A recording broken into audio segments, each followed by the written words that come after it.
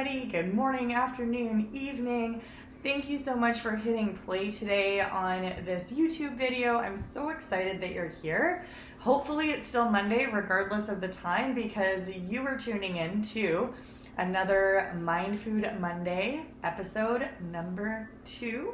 And today we are talking all about The Alchemist. So let's talk a little bit about how I actually found The Alchemist and how it came into my life.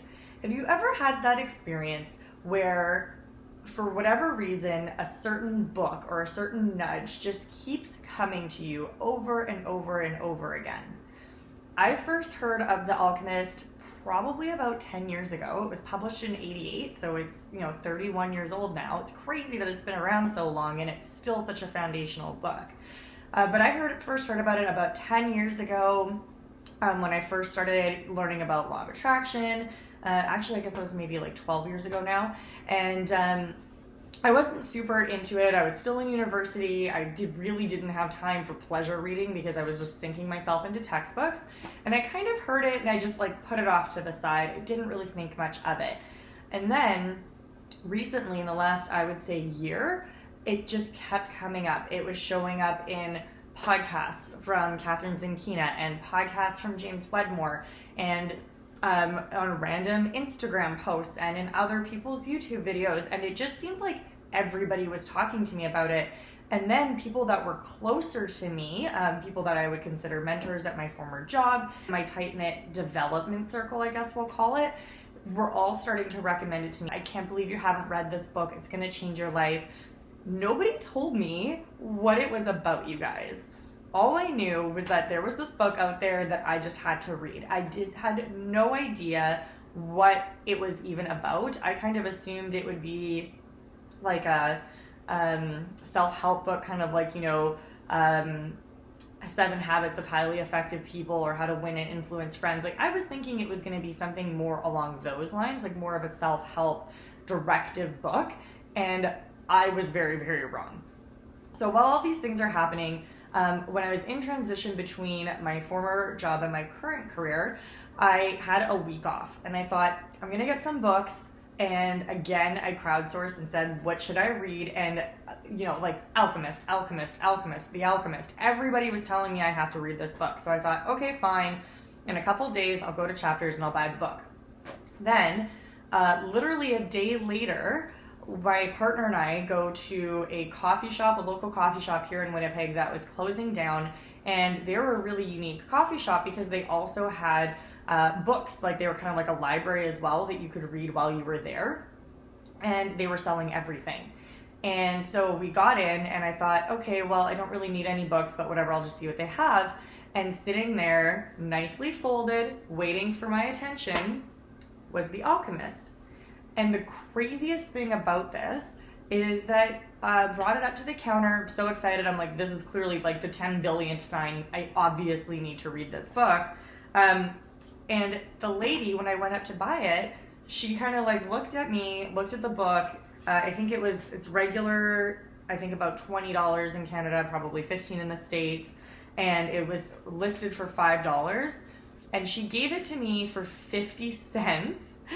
Along with a few other books, and she gave all of those books to me for 50 cents. So I got this book basically for free, and it literally fell into my lap because I was garage sailing at an event that also fell into my lap. I didn't even know that the event was happening until 12 hours before we went.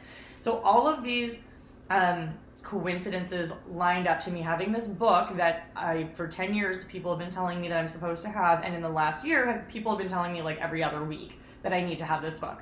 So you can imagine I was very excited to read it, but had no clue what I was getting myself into. So you can imagine my surprise when I saw the book. So it's pretty short. You guys can see, even with the foreword, this book it's only 167 pages. You can see it's not very thick. You can it's a weekend reader for sure, but so foundational. And imagine my surprise when I opened this book and it is not a self-help book, but a fable, and one of my other most favorite books from actually reading when I was a child, which is The Little Prince, or Le Petit Prince in French, is referenced right on the back. So thank you for another coincidence, another synchronicity. I don't want to ruin this book for you. I don't want to tell you what it's about, because I think a lot of the magic that came from it for me was in going in having no clue what to expect, having not read the Cole's notes, having not known the general gist of the story. What I will tell you is that for anybody that is struggling with understanding their direction in life, their purpose in life, anyone that wants a quick, easy read that doesn't feel heavy, but that I promise you will change your life, this is the book for you. Even literally today, I finished this book 2 weeks ago, and even today, I was sitting around thinking, oh, well, this relates to this part of the story, and this relates to this part of the story, and I have had like 5 people ask me if they can borrow it, and you guys can even see here, there's all these little dog ears of where I've marked all of the important passages for myself, which is nearly half the book, maybe a third. Let's be real. It's probably about a third of the book I have marked off as being important passages to me. So normally I like to give you a really good idea in these Mindfood Mondays about what exactly you can expect, and whether it's a podcast or a book or a blog post or whatever it is, I want to give you an idea, but I really think the magic in this book in particular is in not having an expectation, just going in, planning to read it over, a weekend or a couple weeks. It really, I promise you, I'm a slow as heck reader, and it will not take you long. It took me 2 weeks to get through it, and that was like reading it on the bus and before and after gym class. Most people, I think, can get through this probably in 3 or 4 days. So please go out, pick it up. I will links down below for Amazon and other places that you can find it. And let me know in the comments if you get it. Let me know what you think. And if you've already read it, I want to hear what you thought, because I am just like waiting for my friends to read this so I can nerd out with them about it. So as you can see, I can't say enough good things about this. I love it when things are concise and that they're relatable and they're easy to read, because in this world, a lot of this stuff is not easy to read. Sometimes it's relatable, but it can be really heavy and really thick sometimes. So I'm really grateful for a book like this that really has stood the test of time. As you guys can tell, I can't say enough good things about this.